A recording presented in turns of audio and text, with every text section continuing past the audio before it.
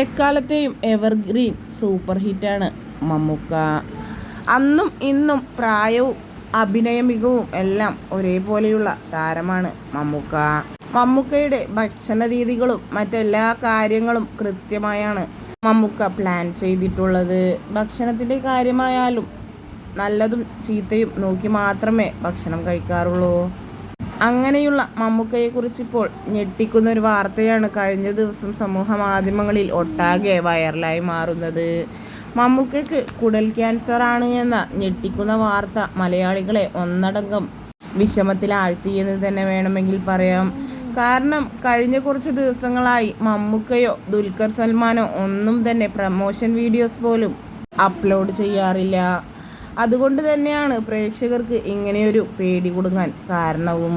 കുടൽ ക്യാൻസറിനെ തുടർന്ന് അപ്പോളോ ഹോസ്പിറ്റലിൽ ചികിത്സയിലാണ് മമ്മൂക്ക എന്ന വാർത്തകൾ മലയാളി മനസ്സുകളെ ഒന്നാകെ വേദനിപ്പിച്ചു എന്ന് വേണമെങ്കിൽ പറയാം.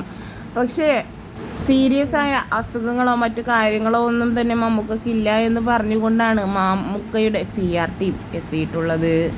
എന്തു തന്നെയായാലും അത് ആരാധകർക്ക് ഒരു ആശ്വാസ വാക്കാണ് എന്ന് വേണമെങ്കിൽ പറയാം.